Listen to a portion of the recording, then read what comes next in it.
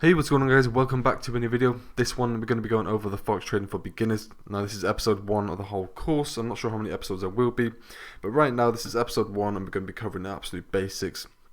So if you know nothing about trading, welcome to the video. So first things first, Forex, or also known as foreign exchange, is a global market where people trade currencies by selling one currency to buy another currency. For example, you might want to sell the US dollars to buy Australian dollars, or you want to sell the Australian dollars to buy the Japanese yen. Forex traders make these trades because they are hoping that when the time comes to sell a currency, they will be able to sell it more than what they purchased it for, therefore taking home a profit. I'll explain it a bit more simplified in a second. The Forex market is a global market and it's also decentralized.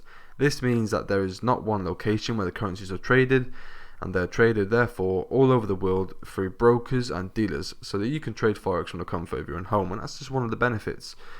In fact, the Forex market, I forgot to mention, is so big that every day $5.1 trillion is traded across the world. Now, in a more simplified version, what I mean is, say for example, you have pounds. You want to exchange it to the US dollar because you're going to America on holiday.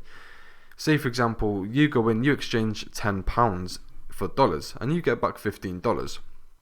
Say for example, 2 weeks later, you come back to this exchange rate office and you say to them, I would like to trade my $15 into pounds. You then get back £12, for example, right?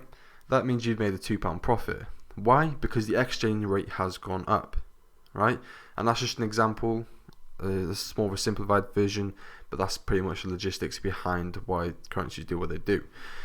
So again, Forex, as you can see, is known as foreign exchange. You see the first 3 letters of the first word in foreign stands for Forex or for, and then exchange, the second word in a foreign exchange. The first 2 letters are X, so that's where the name comes from.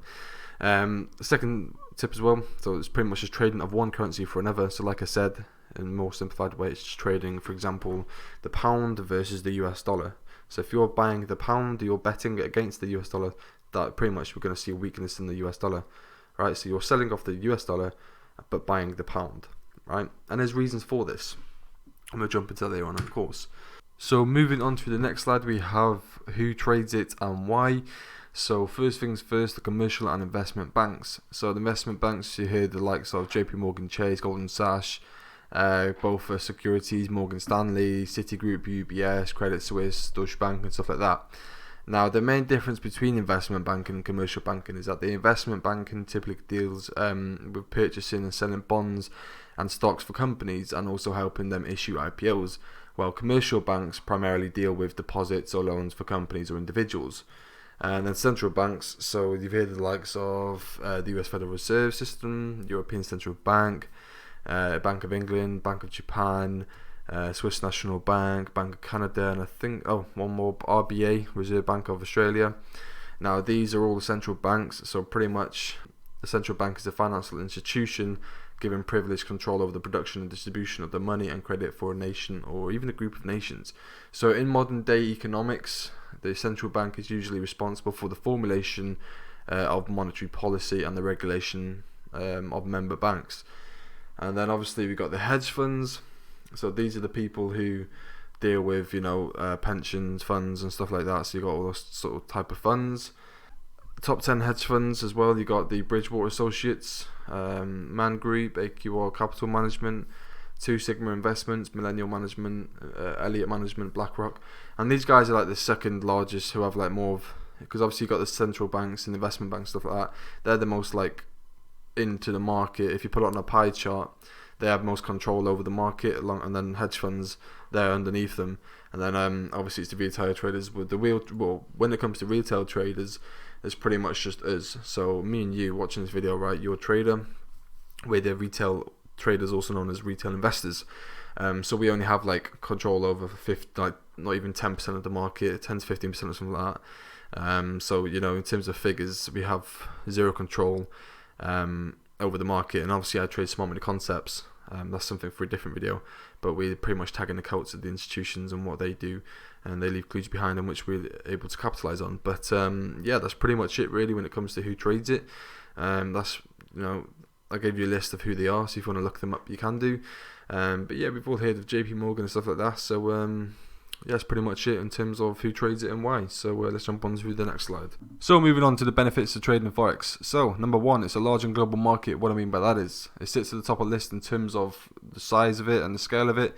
So yeah, you know, it sits on the top of the list in terms of financial markets. It's bigger than stocks, much bigger.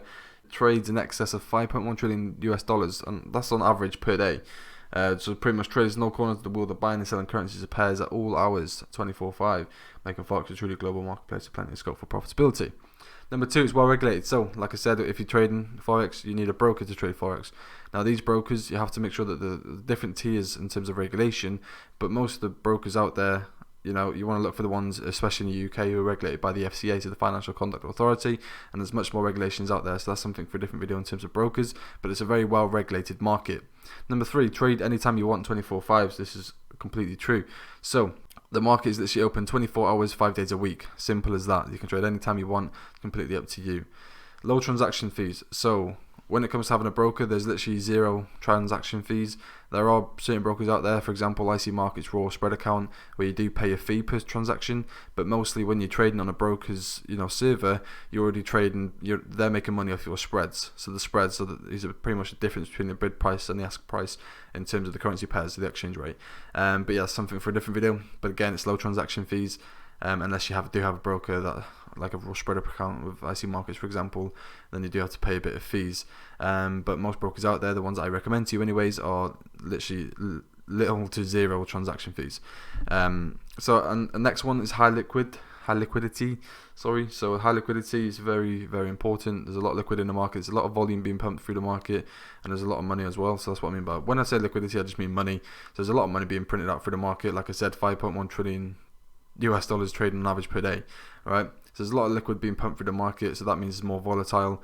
So like I said, we can make money when it comes to volatility, right? But yeah, that's pretty much the benefits to trading Forex. So let's jump on to the next slide. So on the last slide now, we're going to quickly go over a review. So first things first, we know it's traded by the banks, corporations, and retail traders. Secondly, we know Forex trading is the exchange of currencies, so the euro versus the US dollar, for example.